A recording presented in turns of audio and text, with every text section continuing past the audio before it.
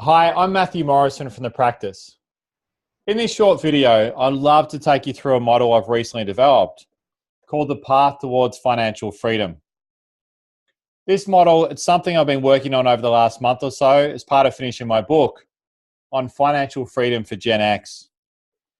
But rather than wait until the book is out later in the year, if it's okay, I'd love to share this with you right now.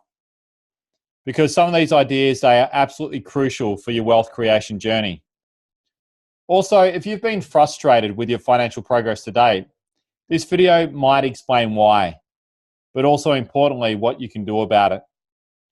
By the way, if you stick around to the end, I've got a couple of gifts, including a free copy of my book. One of my favorite clients is a mountaineer and has climbed most of the highest peaks in the world, including Mount Everest. In many ways, building towards financial freedom, it's like planning to climb a high mountain. And what this financial freedom model does is map the quest from disinterest all the way through to the summit. At every point along the journey, an action is required to get from one level of the mountain to the next. As you can see, the bottom of the mountain is disinterest. As the name of this level suggests, at this point, people have no interest in building wealth, and they're probably not even aware of the importance of it. To move from disinterest to desire, a person needs to become interested. Pretty simple so far. However, to move from desire through to commitment, a decision needs to be made to become committed to the quest towards financial freedom. To go from commitment through to strategize, you need to take action. Whether that be to engage a quality financial advisor to help develop a wealth creation strategy, or begin to strategize all by yourself. Either way, this step is about developing and implementing a game plan.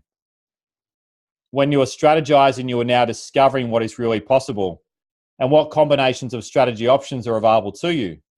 Maybe you're discovering some new ideas that you hadn't thought of before. And through doing all that, you are building wisdom. Through wisdom, you are developing confidence and building momentum. You develop that deep confidence that comes from knowing you're on the right path and you're doing all the right things to help you achieve your goals. This leads to creation of what you were strategizing a few steps back. From here, once you are creating and doing all the right things, in order to go from creating through to financial freedom, all you really need to do is persist. To continue moving forward with persistence for long enough and use the powers of time and compounding until you eventually achieve financial freedom. It's no different than if you're committed to getting really physically fit. If you consistently eat healthily and exercise regularly, and you persist for long enough and take consistent action, eventually you will be in the best shape of your life. It's no different with financial fitness. However, as financial advisors, we can only help people once they get to a certain level. And no, I don't mean a certain level of assets or a certain level of income. I'm talking about a psychological level. Can you guess what level of this financial freedom model this point is? That level is commitment. This is where it all starts to happen. At this point, a decision is made to become committed and also take consistent action to build towards financial freedom. When I've asked this question in recent presentations, many people answer that the level is desire. However, desire is a want or a wish to create financial freedom. But at the point of the green circle, people have made a decision and become committed to make it happen. Most of us have a desire or a wish to get fitter or healthier. But it's only when you are committed to do so and you make daily decisions and take daily actions around eating well and exercising regularly that you will see the results that you want. There's desire and then there's doing. Desire is hallucination. Doing is action. And remember, it's action that equals results. Now, of course, you'll be able to see intuitively where you are on the financial freedom model. Maybe you're well above the commitment stage and well and truly on the path towards creation and financial freedom. If so, hats off to you. But if you are not at least in the green circle, then it's all about being decisive getting committed, and also, most importantly, taking action to make it happen. As mentioned before, as a thank you for sticking around, I'd love to give you a couple of gifts. Firstly, the Practice Cash Flow Calculator. Don't worry, we're not big believers in budgeting. I know it's not exciting, and traditional budgeting doesn't work. In fact, we teach our clients and coach our clients to do something called bottom-up budgeting, but that's a story for another day. But either way, cash flow, or more specifically, surplus cash flow, will be the foundation of your wealth creation strategy. And good, bad, or indifferently, it's good to know where you currently stand from a cash flow point of view. I quite often say that cash flow is like oxygen. When you have it, you don't think about it. But when you don't have it, you think about it all the time, and nothing else is possible without it. We ask new clients to complete this in preparation for their initial financial strategy meeting. And time again, new clients report back that by working through this cash flow calculator, it really opens their eyes and adds enormous value, even before they come in for that initial meeting. Also, as mentioned earlier, I'm in the final stages of writing my book on financial freedom for Gen X. Frankly, I've poured my heart and my soul into this. It's full of my best ideas and philosophies developed over the last 15 years of being a financial advisor. I wrote this book to give you a blueprint and a step-by-step system to build financial freedom for yourself and your family.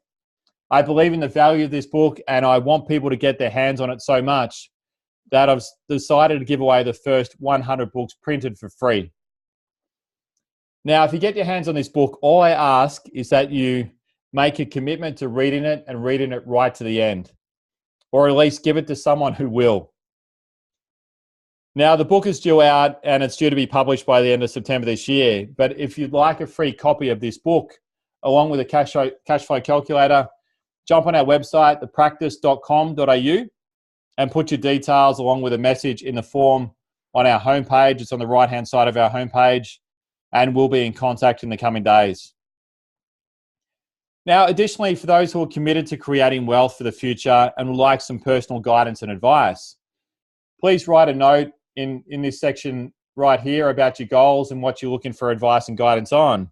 And either myself or one of my team will give you a call and have a 10-minute chat about your current position and plans for the future, along with how we can potentially help. If it's the right fit, then we can arrange a time for your initial financial strategy meeting. And in that meeting, we'll really help you clarify your vision for the future, evaluate your current position, and also critically discuss and brainstorm strategy options for you.